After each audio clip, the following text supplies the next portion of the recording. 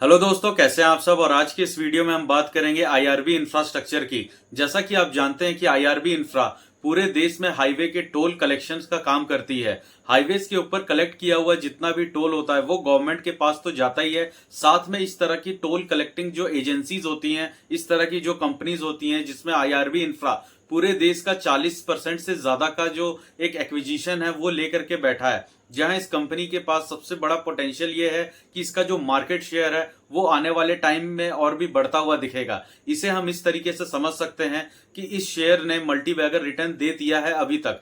जो ये 61 रुपए के आसपास का शेयर आज के समय में करंट प्राइस पे चल रहा है, यहाँ हमें समझना होगा कि ऑल टाइम हाई 78 रुपीज है, तो इस साल का ऑल टाइम लो है वो 44 रुपीज है। यहाँ हमें समझना होगा कि जहां 2023 में इस शेयर का दाम 22 रुपए से 25 रुपए के बीच में ट्रेड कर रहा था, वहां ये 78 रुपीज तक जाता है। मतलब इन 2 सालों के अंदर शेयर्स ने 3 गुना रिटर्न दे चुका है। और पिछले 5 साल की बात करें तो इसने 6 गुना रिटर्न दिए हैं। 6 गुना मतलब 600%। ये रिटर्न कम नहीं होता है, खास करके उन रिटेलर्स के लिए जिन्होंने 2023 के स्टार्टिंग या मिड तक में इस शेयर में अपना इन्वेस्टमेंट किया था। लेकिन यहाँ बात ये समझनी है कि 2023 में और 22 के आखिरी तक में शेयर्स में जितने भी रिटेलर हैं उनकी पार्टिसिपेंट बहुत ही कम थी। इस शेयर को ज्यादा इसकी मूवमेंट मिली है 2023 के एंड और 24 के स्टार्टिंग में, जब रोड, एक्सप्रेसवे, हाईवेज को लेके इतने सारे इनॉग्रेशंस और इतने सारे जो इनके कॉन्ट्रैक्ट्स दिए गए। हमें एक बात क्लियर होता दिखा कि देश में इतनी तेजी से जैसे रेलवे का डेवलप हो रहा है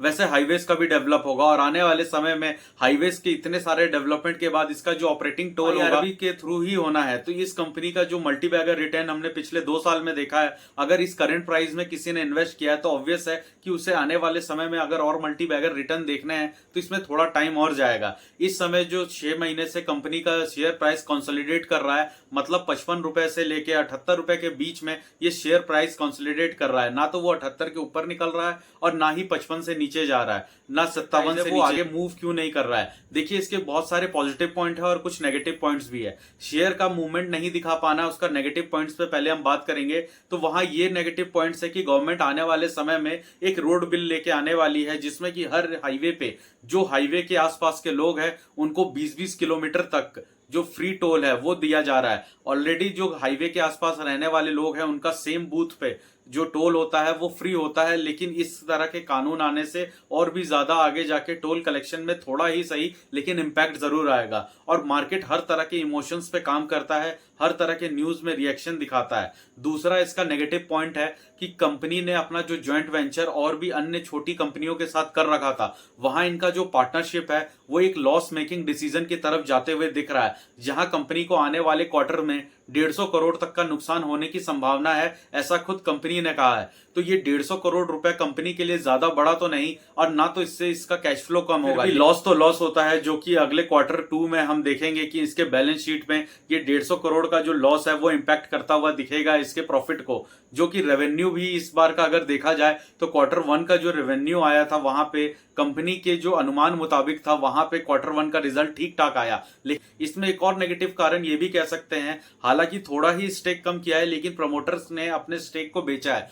हो सकता है प्रमोटर की तरफ से भी प्रॉफिट बुकिंग की तैयारी हो, लेकिन यहाँ पे इसे एज अ नेगेटिव न्यूज ही मार्केट लेगा, क्योंकि एक प्रमोटर का अपने शेयर्स को सेल करना कंपनी की तरफ नेगेटिव व्यूज को शो करता है। तो ये कुछ नेगेटिव पॉइंट्स है जिसके वजह से आईआरबी का शेयर इस समय कंसोलिडेट कर रहा है। आईआरबी का जो शेयर है उसने अभी तक का परफॉर्मेंस सही दिखाया है, क्वार्टर रिजल्ट सही आ रहे हैं, रेवेन्यू ठीक है, कंपनी के पास 2 लाख करोड़ तक का बिडिंग है। मतलब कंपनी अगले 2 लाख करोड़ तक का जितना भी वर्क है उसके लिए बिड कर दी है सरकार के पास। अगर ये भी मान के चले कि 2 लाख करोड़ में से अगर सिर्फ 25,000 करोड़ तक का भी इनको बिड मिल जाता है, यानी कि आने वाले समय में ये काम और मिलता है, तो इस समय कंपनी के पास करंट बुक में अगर आप देखेंगे तो 33,000 करोड़ तक का इसके पास ऑर्डर बुक ऑलरेडी मौजूद है। और अगर हम यहाँ पे कंपनी के डेब्ट की बात करें तो पिछले 2 साल पहले जब ये कंपनी का शेयर अच्छा खासा चलना चालू हुआ तब कंपनी के पास डेब्ट काफी ज्यादा था, 30,000 करोड़ से भी ऊपर का था, जो कि आज के करंट प्राइस में 12,500 करोड़ के आसपास कंपनी का डेब्ट है, जो कि ग्रॉस नेट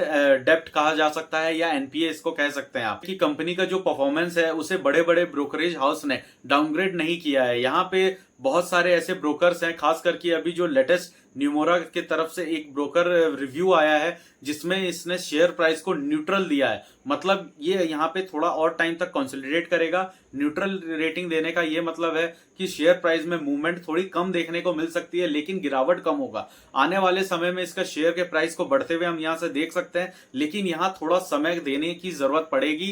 कंपनी जब तक अपने आने वाले 2 से 3 क्वार्टर में, मतलब आगे 6 महीने में अपने रेवेन्यू को अच्छा और प्रॉफिट को और भी बढ़िया लेके नहीं आती है, वहां पे ये 70-80 के ही रेंज में टिका रहेगा। और जाहिर सी बात है, कंपनी जब जब 10 से 15 रुपए तक का ग्रोथ दिखाएगी, वापस अपने ऑल टाइम हाई पे जाती है या 80 रुपए जाती है, तो इस शेयर में प्रॉफिट बुकिंग भी काफी ज्यादा आएगा। क्योंकि यहाँ पे इस शेयर्स का जो वॉल्यूम है, टोटल वॉल्यूम, वो काफी ज्यादा है। शेयर बहुत जरूरी है कि ये कंपनी जिस सेक्टर से बिलोंग करती है, इस समय उस सेक्टर का जो ग्रोथ है वो अपने पीक पे चल रहा है, और आने वाले समय में हमें और भी ज्यादा पीक दिखेगा, क्योंकि ये इंफ्रास्ट्रक्चर रिलेटेड ग्रोथ है। इस सेक्टर में आपने पहले भी देखा है कि जितने भी पावर सेक्टर है, रेलवे सेक्टर है, या जितना भी इंफ्रास्ट्रक्चर ग्रोथ का आप कह लीजिए, तो ये हाईवेज हैं, ये आगे भी डेवलप होने वाले हैं। तो इंफ्रास्ट्रक्चर रिलेटेड स्टॉक होने के साथ साथ हाईवे के जिस तरीके से हमारे देश में ग्रोथ बढ़ता जा रहा है, इसे देख के यही लगेगा कि आने वाले समय में टोल कलेक्शन और भी ज्यादा होंगे। आने वाले समय में फास्टैग का भी और भी ज्यादा एडवांस टेक्नोलॉजी निकाला जा रहा है, जिसके वजह से गाड़ियों को